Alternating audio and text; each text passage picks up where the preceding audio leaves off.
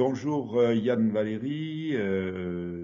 Vous êtes une des chevilles ouvrières de ces actions sur Calac, dont on a entendu parler par le biais des réseaux sociaux et très peu par les grands médias, mais ça c'est classique. Vous êtes rédacteur en chef du média de réinformation régional qui s'appelle Braise Info, que je conseille d'ailleurs à tous nos internautes de consulter régulièrement et de s'abonner, hein, bien entendu, en leur donnant un petit coup de pouce parce que les abonnements payants, c'est nécessaire aussi pour la liberté de penser et la liberté d'information. Alors, merci d'accepter notre interview, Yann. Bonjour Alain.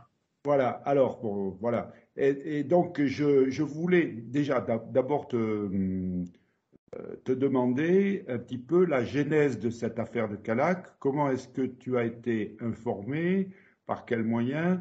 Je sais que tu as été très actif là-dessus. Est-ce que tu peux nous expliquer rapidement comment ça s'est passé? Oui, alors déjà merci de l'invitation sur Burdiga la presse et bonjour à tes auditeurs. Pour tout dire, donc effectivement, oui, Braise Info a été un peu le leveur de lièvre, on va dire, sur cette affaire de Calac. Moi, il se trouve que j'habite à côté et donc j'ai eu les informations assez rapidement sur ce qui allait se passer. Euh, Et en fait, donc on a appris qu'il y avait un projet d'arrivée de migrants à Calac suite au projet Horizon avec la fondation Merci, là, dirigée par la famille Cohen, qui est une riche famille de Paris, qui a fait fortune dans le vêtement pour enfants dans les années 80, qui a revendu ça, qui a voulu faire ce qu'on appelle du philanthropisme, enfin c'est-à-dire en Oui. gros, de l'influence par l'argent et Se donner bonne conscience, quoi. Se donner bonne conscience. ouais, c'est ça. Et du coup, il y a un député, donc qui est le député Carlo Gott, enfin qui ne l'est plus aujourd'hui, mais qui a ramené cette famille dans ses valises et puis qui s'est dit, bah tiens, Calac étant un village de 2000 habitants, un peu plus de 2000 désœuvrés, avec des commerces fermés, avec une population vieillissante, en fin fond du centre-Bretagne, on va proposer ce projet à la municipalité pour redynamiser entre guillemets le bourg, pour via une grosse majorité de fonds publics et une partie de fonds privés, réhabiliter des bâtiments et y faire venir alors plusieurs familles de migrants. Au départ, ils parlaient de 70 familles. Ensuite, ils ont baissé les chiffres, hein. Là, on serait à 15-20 familles qui feraient à peu près 80 personnes, on va dire, et ce serait pas immédiat, ce serait sur les mois, années à venir. Donc maintenant, ils prennent, on va dire, depuis le bordel qu'il y a eu, parce qu'ensuite, il y a des associations politiques et des citoyens, d'ailleurs, du coin qui ont pris la relève suite aux différents articles de Braise Info et qui ont commencé à faire du bruit autour de ça. La mairie a été pas mal appelée, a reçu beaucoup de mails, la presse nationale s'en est emparée, il y a eu la manifestation il y a 2 semaines, et puis là, c'est pas fini, il y a des pétitions qui circulent, il y a une vraie opposition locale. Il y en a certains aussi qui demandent un référendum local. Donc voilà, maintenant ça, on va dire que ça fait beaucoup de bruit et je pense même que la municipalité est assez gênée finalement du bruit que ça fait parce qu'ils s'attendaient pas à ça. Ils s'attendaient pas à ça, mais en même temps, ils ont voulu jouer. Et bah, j'ai envie de dire, ils sont en train de perdre, ou en tout cas, ils sont en train de payer Oui. leur folie idéologique, même si je persiste à croire et à dire que l'intégralité du conseil municipal de Calac n'est pas militant idéologique pro-migrant. Il y en a beaucoup qui ne savent même pas ce que c'est, mais simplement, il y a de l'argent public en jeu. Simplement, il y a quelques idéologues bien ciblés dans ce conseil municipal. Il y a des intérêts politiques. On est dans un canton qui est celui du président du conseil départemental des Côtes-d'Armor, Oui, qui est un oui, président membre du Parti socialiste. Il y a oui. beaucoup de, il y a beaucoup de convergences d'intérêts qui font que Calac peut être un point intéressant et qu'au final, il y ait des victimes collatérales, en l'occurrence les Calacois. Oui, oui. Alors, effectivement, c'est le grand enseignement, c'est-à-dire que d'une part, c'est vraiment la confirmation, s'il en était besoin, du grand remplacement, hein, dont on nous dit que c'est une vue de l'esprit et que c'est un fantasme complotiste, hein. ça, c'est le premier point. Deuxième point, est-ce que donc, je pense que tu vas pouvoir nous dire que les sommes qui sont projetées pour investir dans ce projet sont finalement extrêmement importantes. Et si elles avaient été développées, si elles avaient été mises en œuvre auparavant, elles auraient permis de sauvegarder à Calac une activité qui aurait maintenu les habitants en place, non?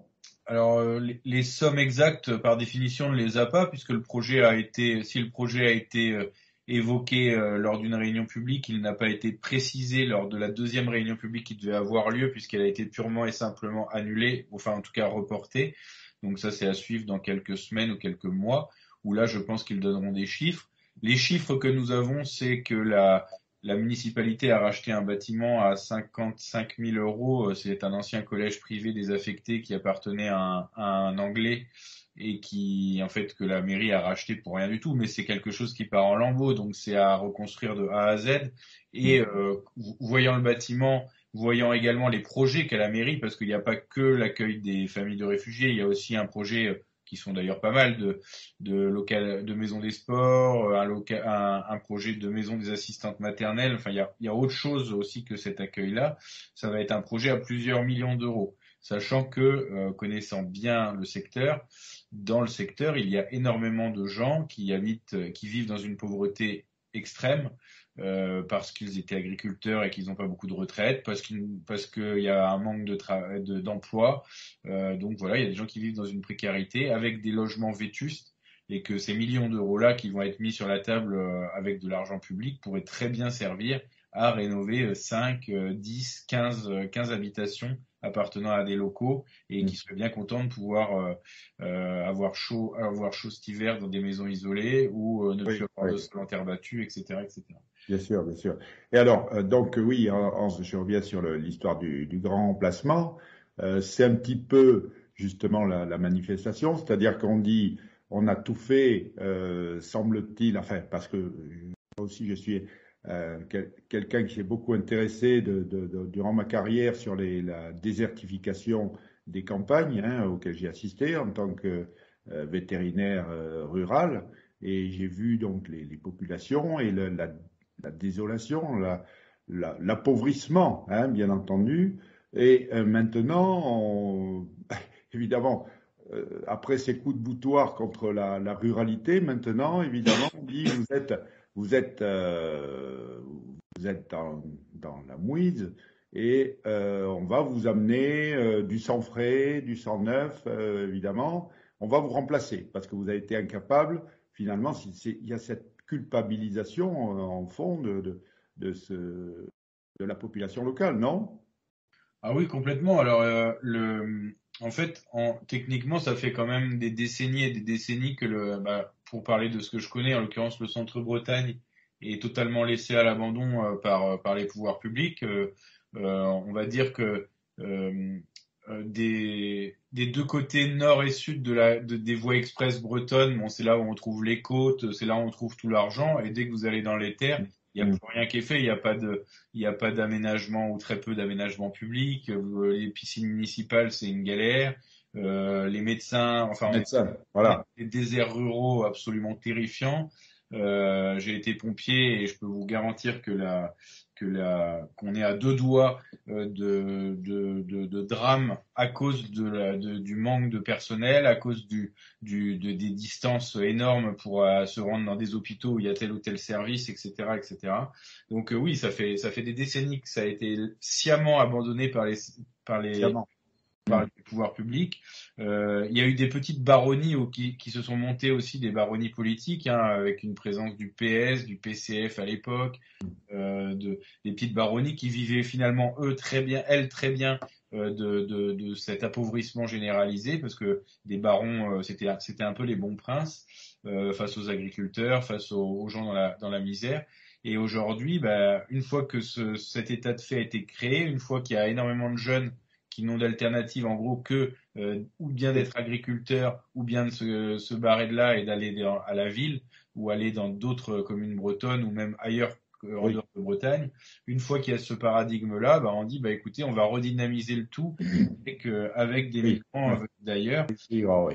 C'est Oui. c'est une fable parce que d'une part, à Calac, par exemple, il y a déjà quelques familles de migrants.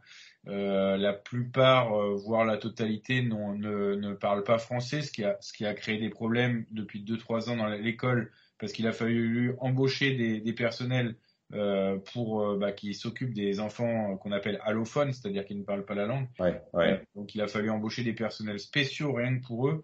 Ensuite, les parents eux-mêmes n'ont pas de travail parce que les statuts administratifs ne sont peut-être pas totalement nickel et parce que tout simplement il n'y a pas de travail dans le secteur hormis des emplois aidés. Et voilà, il y a pas, et puis il y a peut-être pas de volonté non plus de la part de ces personnes de travailler. Je n'en sais rien. Je présume pas de ça d'ailleurs. Mais le fait est que la municipalité de Calac, là, quand ils annoncent le projet Horizon, ils disaient avoir recensé 70 emplois occupés dans le canton.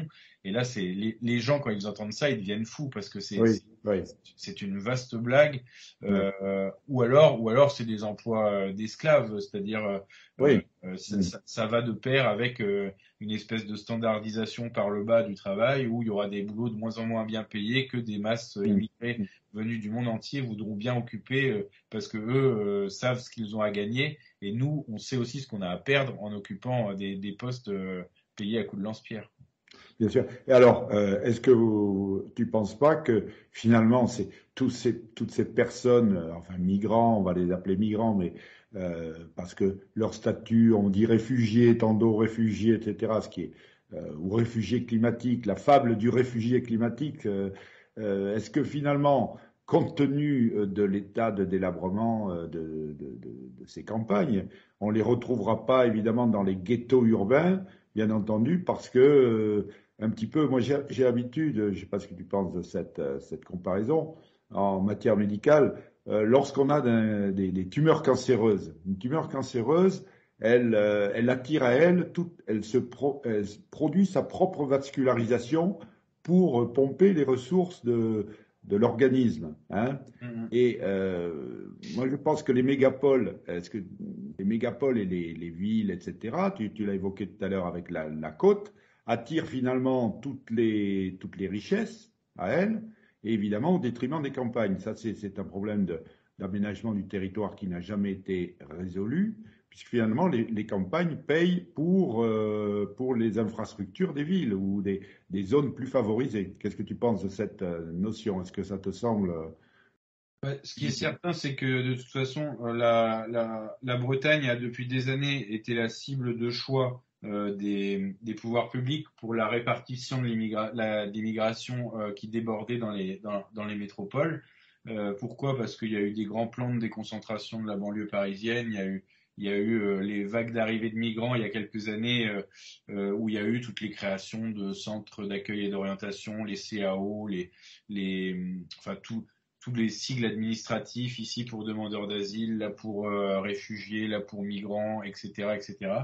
Et en fait, ce dont on s'est rendu compte, c'est que ces migrants arrivaient effectivement souvent, alors là c'était plutôt des logements sur les côtes ou quelques-uns dans les terres, mais qui repartaient immédiatement dans les métropoles. Et en fait, ils ne voulaient pas rester dans les campagnes parce que je suppose que eux-mêmes, s'ils sont partis de la ruralité africaine ou de la ruralité arabe, ou de la ruralité oui, du nord de l'Afrique, c'est pas pour atterrir dans la campagne bretonne ou dans la Creuse. Non, ils Oui. veulent une ville. Et, Oui, ça correspond pas au rêve qu'on leur a vendu, hein, c'est ça. non, je pense il y a erreur sur la marchandise. À Ouais. la marge, il y en a qui s'y plaisent bien et qui d'ailleurs, je vais même plus loin. À la marge, il y en aura toujours qui s'intégreront aussi bien.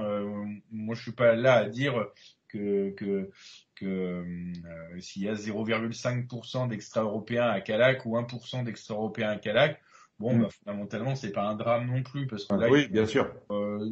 voilà, ça pose pas de soucis. Mm.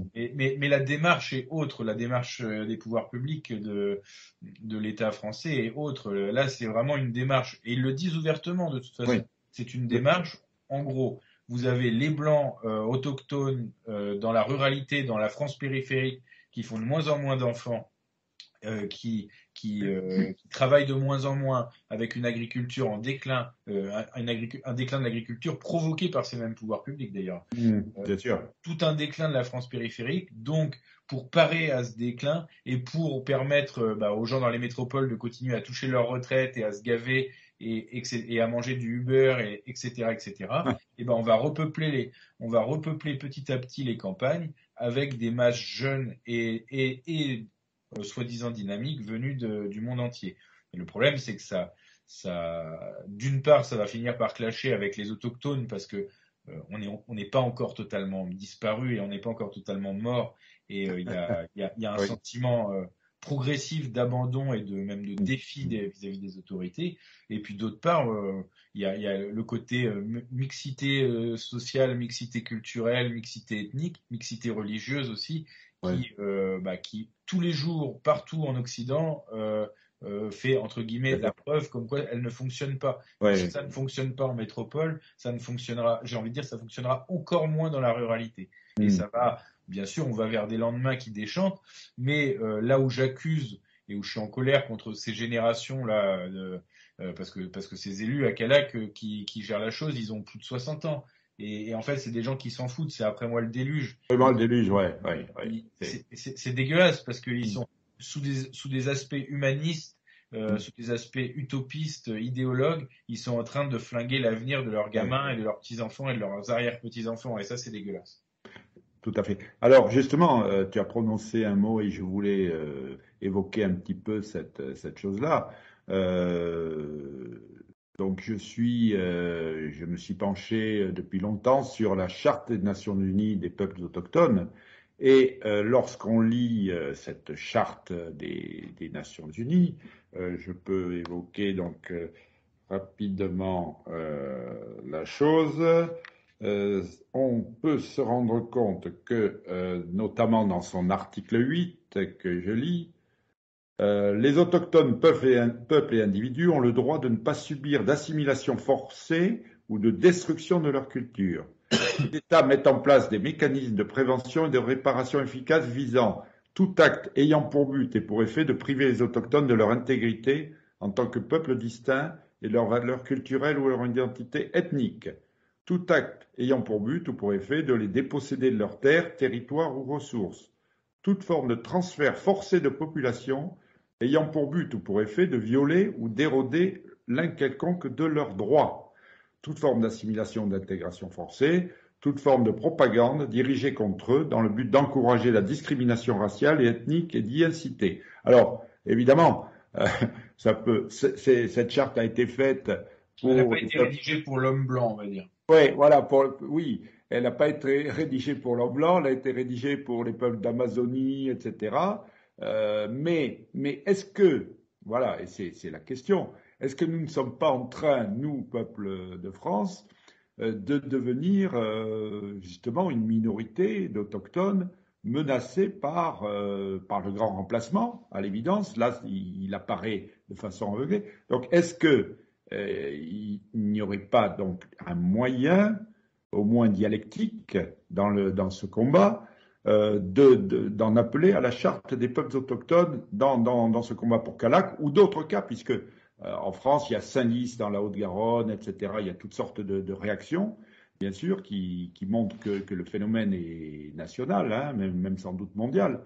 Est-ce qu'on ne pourrait pas essayer de trouver une voie pour défendre nos peuples en tant que peuple autochtone? Et la difficulté n'est-elle pas de faire prendre conscience aux Français, qu'ils soient bretons, qu'ils soient basques, qu'ils soient corses, etc., qu'ils sont des peuples autochtones et donc de ce fait menacés. Voilà. Est-ce que ça pourrait pas être une voie? Alors, déjà, je pense que si on devait parler de peuples autochtones, peut-être qu'on pourrait dire que c'est l'homme blanc en général qui est de toute façon minoritaire, qui est devenu minoritaire dans le monde entier. Donc, effectivement, au sein de l'homme blanc, il y a énormément de peuples qui de facto sont minoritaires dans le monde par rapport aux autres populations.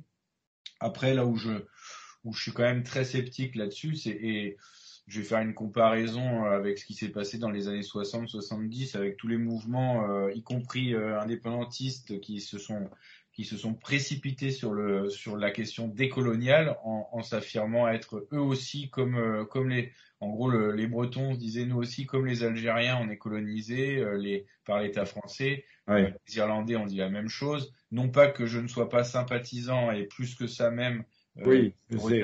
D'une Bretagne libre, mais par contre j'ai toujours détesté la posture de la victime. Et Oui, je pense que en gros dire demain bon bien nous on veut être comme les indigènes, enfin comme les Indiens d'Amérique ou comme les aborigènes, etc.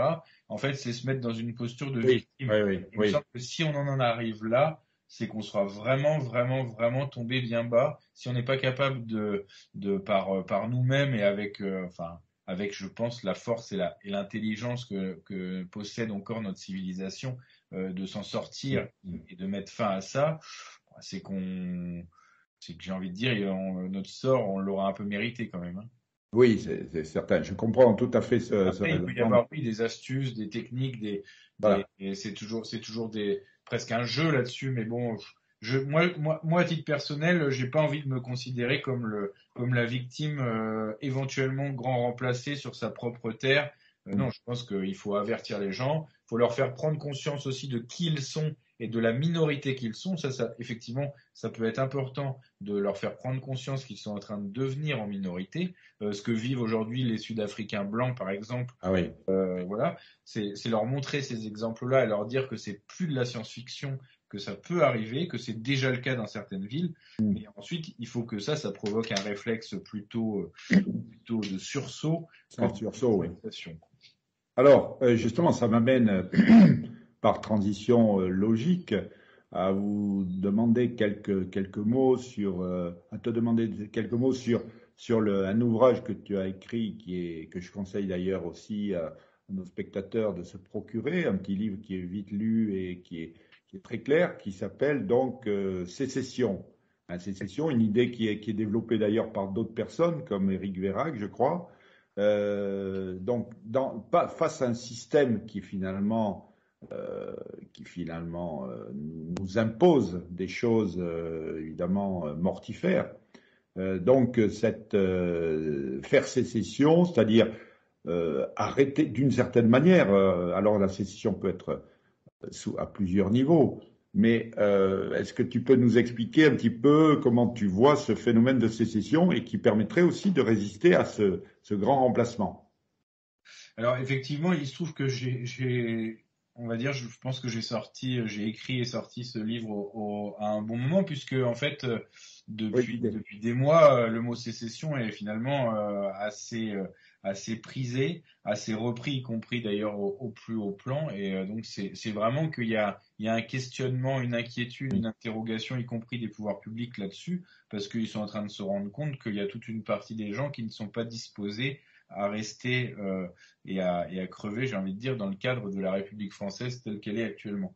Donc ça, c'est un terme, une terminologie qui fait débat. Ensuite, dans ce que je propose dans ce livre dont je suis en train d'écrire une petite suite, mais qui sera spécifique à la question bretonne, dans ce que je préconise, effectivement, pour moi, il y a la sécession de fait, qui est la sécession d'avec les métropoles, qui sont le symbole même aujourd'hui de la toute-puissance de l'idéologie droit de l'homiste républicaine et en même temps l'idéologie universelle. C'est-à-dire que rester dans les villes aujourd'hui, dans les métropoles, c'est à mon avis c'est participer au suicide collectif de notre peuple. Ça ne veut pas dire qu'on les reprendra pas demain. Ça ne veut pas dire qu'il n'y aura pas oui, d'autre forme d'urbanisation demain, parce que je ne préconise pas le retour à l'âge de pierre.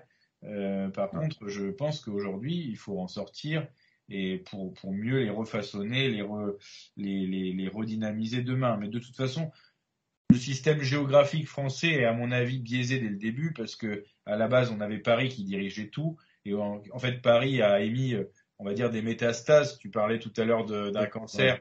il a émis des métastases qui s'appellent Bordeaux, Lille, Nantes, etc., et qui ont toutes pris la forme parisienne, c'est-à-dire que plutôt que de faire de la décentralisation, ça a été des mini-États jacobins dans l'État jacobin, et avec toutes les conséquences que l'on connaît aujourd'hui. Ça, c'est le premier point de la sécession qui me paraît fondamental. Ensuite, je l'ai décliné dans le livre rapidement sur différents autres types de sécession. La sécession, elle peut être médiatique, c'est-à-dire s'informer de façon alternative, sans perdre de vue forcément le mainstream, parce qu'il y a aussi des choses bien dans le mainstream, mais soutenir et lire, essayer de lire un maximum de choses, de développer son esprit critique. Une sécession qui me paraît fondamentale, c'est la sécession éducative, c'est-à-dire qu'à partir du moment où on a des enfants, et je pense que de toute façon aujourd'hui, l'homme blanc doit faire des enfants, parce que sinon, une civilisation qui fait pas d'enfants se meurt de toute façon. Tout à fait, tout à fait. S'il n'y a rien à transmettre, donc elle se meurt automatiquement. Elle se meurt. J'ai toujours en tête, ça m'a marqué lors d'un récent passage en Hongrie, et je le dis souvent à des camarades, mais je discutais avec un camarade hongrois qui me demandait combien j'avais d'enfants. Quand je lui ai dit que j'avais 3 enfants, j'avais l'impression de lui avoir fait un chèque de 2000 euros, quoi. Il en revenait pas et il était stupéfait parce que là-bas, il est en train de se suicider. Là aussi, des fois, il ne faut pas forcément trop idéaliser ce qui se passe en Europe centrale ou ailleurs parce que eux, démographiquement, ils sont en train de se suicider. Oui, oui. Mais pour en revenir à l'éducation et à l'instruction, c'est en l'occurrence, c'est tout faire que l'éducation nationale actuelle ne mette pas ses griffes et ses sales pattes sur le cerveau de nos enfants et tout donner, y compris son temps, son argent, son psychisme aussi, parce que c'est pas forcément tout le temps facile d'éduquer et d'élever beaucoup d'enfants, mais tout donner pour en faire des hommes et des femmes libres. Alors justement, c'est pas faire de la contre-propagande, et c'est ce que j'explique dans mon livre, c'est de faire une éducation d'hommes libres qui apprennent à penser le monde, à le réfléchir, à savoir faire une thèse, une antithèse, une synthèse, à être curieux, à explorer d'abord autour d'eux, puis un peu plus loin, puis encore un peu plus loin, etc., etc. Enfin, c'est en terminaison, c'est un peu se comporter comme se sont toujours comportés, à mon avis, les hommes dans toutes les civilisations, enfin dans une bonne partie des civilisations et surtout dans la nôtre, et quelque chose qui a totalement basculé chez nous depuis 30 ou 40 ans, mais qui est un péril grave, quand on voit qu'aujourd'hui on parle à l'école ou même à la télé d'enfants qui ne sont ni garçons ni filles, c'est ça, éducation sexuelle précoce, etc., etc. C'est des folies qui peuvent réellement détruire le cerveau des gamins. Bien sûr. Et donc aussi d'autres phénomènes de sécession, une sécession douce. La sécession, c'est pas forcément quelque chose de violent.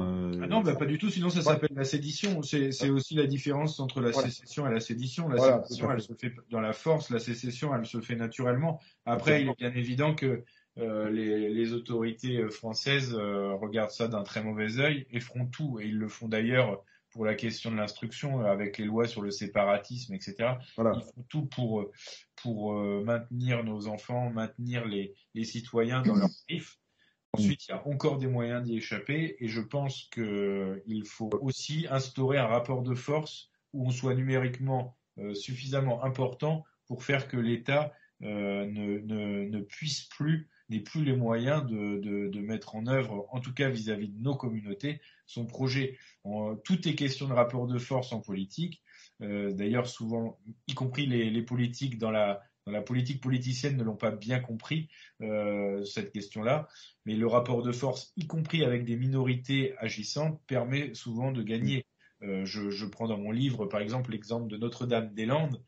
C'est une minorité de gens qui ne voulaient pas de cet aéroport. Ils ont réussi par de l'influence, des manifestations, un peu de violence aussi. Oui, un peu de violence aussi, oui. Mais au final, ils ont réussi, ils ont fait plier l'État. Bien sûr, bien sûr.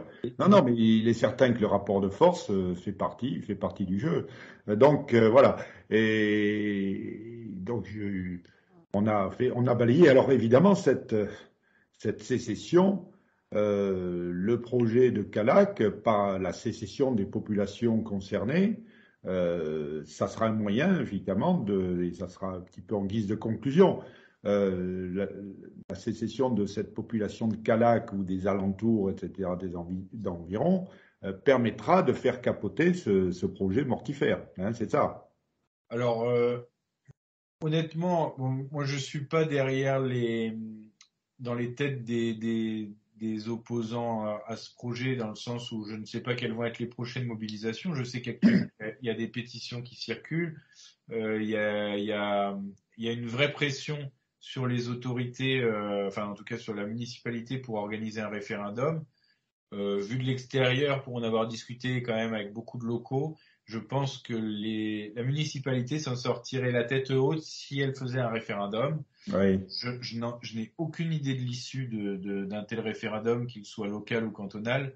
Je n'ai aucune idée, je pense que ce serait serré, mais au moins ça aurait le mérite d'introduire de la démocratie locale Mmh. et d'apaiser les esprits qui là sont quand même assez tendus. Les gens se fracturent, mais il y a même des gens qui se disent même plus bonjour alors Ah qu'ils oui, ah oui, ah oui. se saluent encore. Enfin bref, les élus n'ont pas été malins. D'ailleurs, je pense qu'ils le paieront aux prochaines élections municipales. Enfin, ça me semble même sûr. Mais s'ils voulaient s'en sortir proprement, oui, un référendum, ça permettrait Oui, d'apaiser tout bien ça. sûr, bien sûr, bien sûr. Il y aurait l'onction démocratique qui permettrait d'accepter, voilà. Et une victoire du non au projet permettrait aussi de faire un bras d'honneur Voilà. justement à des gens venus d'ailleurs qui ont voulu nous imposer un projet Mmh. dont, s'ils non gagnent, c'est dont une majorité ne voudra Oui. pas. Et des gens venus d'ailleurs qui ne subiront pas les conséquences de leurs actes, hein, bien entendu. Et moi, encore une fois, pour conclure là-dessus, je ne le voyais même pas en termes de, comme souvent on peut le voir dans certains milieux, je le voyais même pas en termes de risque pour la sécurité, par exemple, ou pour la délinquance. Oui, il y a de la délinquance dans les extra-européens qui viennent en Europe, mais globalement, il y a peut-être 95 ou 98% des extra-européens sur notre sol qui sont pas des délinquants. Et le problème, c'est pas ça du tout. Le problème, c'est d'obliger, de forcer les gens à une cohabitation puis à un remplacement avec des peuples avec qui Mm. culturellement, ethniquement, linguistiquement, religieusement, on n'a pas envie de vivre. C'est pas question de les aimer ou de pas les aimer. On n'est pas Oui, dans oui, bien sûr, bien c'est sûr, juste question de dire on a le droit sur notre terre ancestrale, de choisir avec qui on veut vivre et avec qui on ne veut pas vivre. bien sûr. Et de toute façon, c'est aussi une question de nombre, Oui, voilà, c'est une question de nombre. Euh, je me souviens donc du slogan la marche des beurs là. Donc, tu n'as pas connu ça parce que tu es beaucoup plus jeune que moi, mais euh, c'est c'est comme les mobylettes, il faut du mélange. Hein. Donc, la France, ouais. c'est comme une mobilette, il faut du mélange. Seulement, s'ils avaient quelques notions de mécanique, ils sauraient que quand on met un mélange, il faut pas Si que... on met 60% d'huile, Ouais, bah, il y a des problèmes mécaniques. Voilà, c'est un peu ça. Moi, j'aime bien les comparaisons comme ça pratiques qui permettent de visualiser une problématique. Voilà, donc on met du 4% dans un mélange de temps et ça marche très bien. Voilà, mais pas plus, hein. ouais, ouais. Voilà, bah oui, écoute, je te remercie je ne veux pas abuser de ton temps, je sais que tu as beaucoup de travail. Je t'avais dit une demi-heure, on y est là. Voilà, je ne vais pas abuser, on a survolé un petit peu tout ça. Je me permettrai éventuellement de faire un rapport d'étape d'ici quelques temps, hein, pour voir où en est ce projet et te re-questionner sur la question. Hein. Sans Donc, problème. voilà, donc un grand merci. Et puis, bon courage pour Brésinfo, bon courage pour Calac et on se souhaite une France qui reste la France. Voilà.